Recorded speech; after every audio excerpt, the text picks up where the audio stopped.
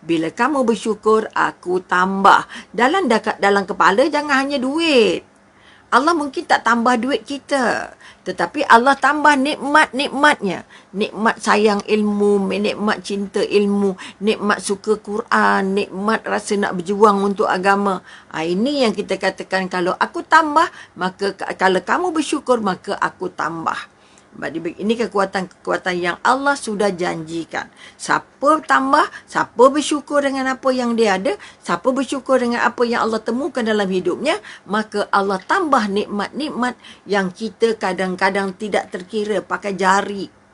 Kalau kamu ingin mencatat nikmat-nikmat Allah, sudah pasti akan jadikan lautan, 2 lautan, kata tambah dakwatnya dengan 2 lautan lagi, kamu pasti tidak mampu untuk mencatat nikmat-nikmat yang Allah kurniakan pada kita.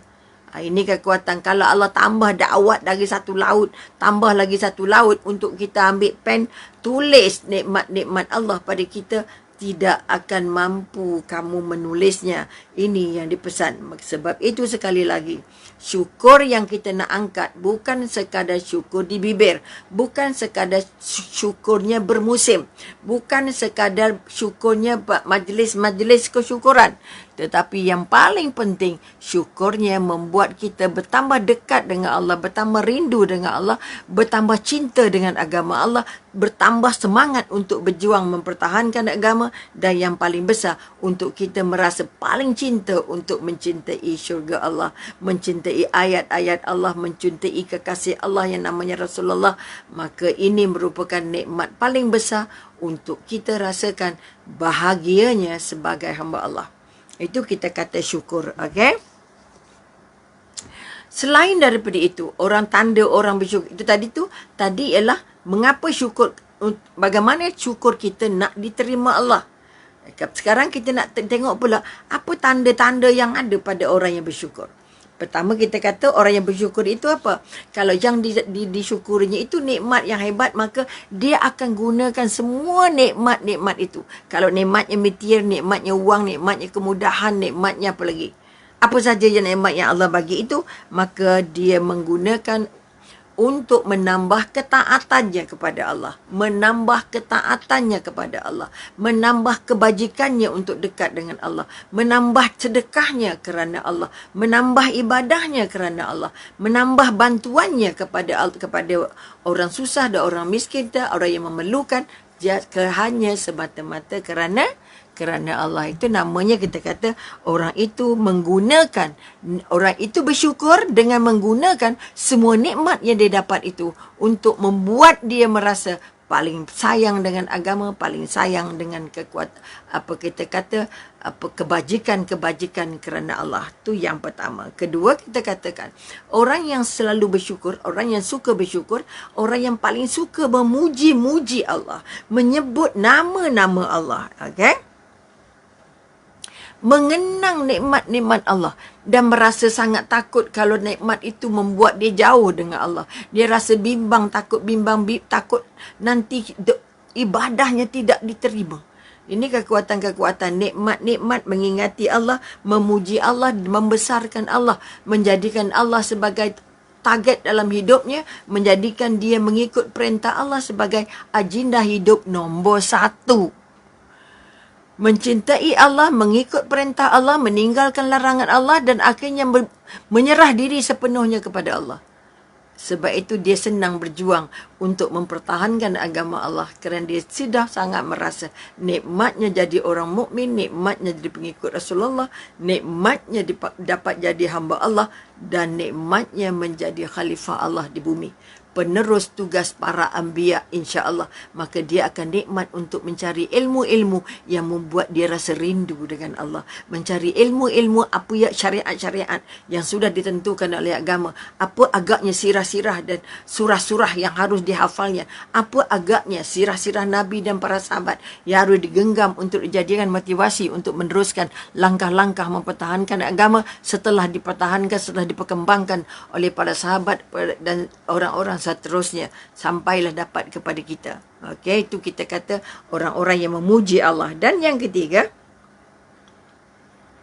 Orang yang bersyukur itu tetap merasa sesungguhnya semua nikmat yang dia dapat itu bukan kerana kehebatan dia, bukan kerana kekuatan dia, bukan kerana gelaran dia, bukan kerana kelulusan dia, bukan kerana dia anak jutawan, bukan kerana dia hartawan, bukan kerana dia genius, bukan kerana dia pandai, bukan kerana dia bijak mengurus. Tetapi semua nikmat itu datangnya dari Allah. Ini yang kita kata nak didik dalam diri. Mampu atau tidak. Setiap sen nikmat yang Allah bagi itu membuat kita menyebut nama Allah tanpa henti. Membuat kita merasa ya Allah nak buat kebajikan tanpa merasa rugi. Sebab itu sekali lagi, bangunlah kekuatan bahawa syukur itu mendorong kita untuk benar-benar merasa bahawa kita adalah hamba Allah, kita diberi amanah untuk mempertahankan agama Allah, kita diminta berjuang dan menyumbang bersama untuk membolehkan agama Allah ini berkembang, bukan saja pada generasi yang sudah ada, tapi pada generasi-generasi di bawah kita, anak kita, cucu kita, cicit kita, walaupun kita sudah besar, walaupun kita akan mati besok, okay? Namun jiwa pejuangnya harus kental. Harus kental. Sebab itu kalau kita lihat para salaf dulu, walaupun sudah nak sampai ajal, dalam keadaan nazak, tetap bercakap tentang ilmu. Tetap bercakap tentang ilmu. Maka kekuatan-kekuatan inilah, malah kemarin Umi dapat satu video, seorang yang terus melalui sakratul mautnya ataupun dalam keadaan nazaknya dengan menghafal ataupun membaca ayat-ayat Allah yang dia hafal.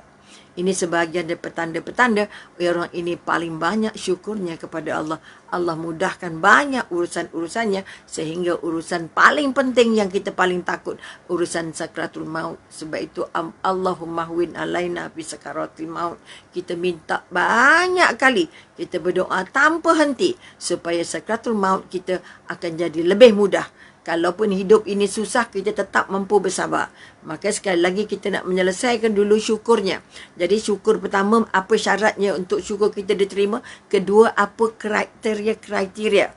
Kriteria-kriteria orang-orang yang sudah ada ciri-ciri syukur bersyukur itu. Maka kita katakan, untuk semua ini, kita harus mampu untuk menambah ilmu. Tanpa ilmu, kita tak mampu. Tanpa ilmu, kita tak mampu. Okay? Tak mampu untuk mensyukuri sebagaimana yang dikehendaki oleh agama, sebagaimana yang dikehendaki Allah, dan sebagaimana yang dikehendaki Al-Quran, dan sebagaimana yang dikehendaki oleh Rasulullah. Ini kekuatan. Sebab itu sekali lagi, orang yang bersyukur, kalau kita melihat Nabi itulah orang yang paling banyak bersyukur, walaupun sudah dinobatkan tidak ada orang yang maksum, tak ada dosa, namun tetap beribadah setengah mati, beribadah sampai bengkak-bengkak kakinya, solatnya panjang, satu rakaat 3 juzuk habis. Kenapa? Sebab itu bila ditanya oleh isteri tercintanya, Aisyah, wahai Rasulullah, wahai kekasihku, wahai suamiku, bukankah anda sudah dinobatkan oleh Allah tidak ada dosa? Mengapa solatnya sampai bengkak-bengkak kaki? Apa jawab Nabi? Salah ke kalau aku nak jadi seorang hamba yang bersyukur? Salah ke aku nak jadi hamba Allah yang bersyukur? Ini kekuatan-kekuatan yang nak diangkat. Nabi saja tak berhenti syukurnya. Maka kita ni siapa? Nabi bukan, pemimpin bukan.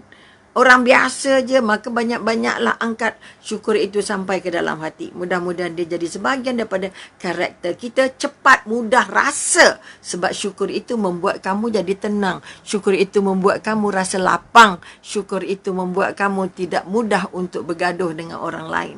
Kamu tetap tidak menyalahkan orang. Kamu tidak mengaitkan orang lain dalam setiap musibah yang kita terima. Kadang-kadang kita kata kita banyak salahkan orang. Maka syukur sebenarnya, okay? Orang yang paling banyak bersyukur pasti berdoanya sangat hebat. Kalau kita ambil junjungan besar Nabi Muhammad SAW, seperti yang diriwayatkan oleh Imam Hasan, Imam Ahmad, bahawa Rasul hanya dalam banyak doanya, Rasul meminta 3 cinta. Orang yang bersyukur ini, orang yang sudah jumpa tebal cintanya dengan Allah. Sudah mendapat kaitan langsung jalur lebarnya dengan Allah. Maka di antara tanda cinta Allah kepada orang yang bersyukur. Cinta orang yang bersyukur kepada Allah atas segala nikmatnya. Maka kalau kita ambil doa Rasulullah,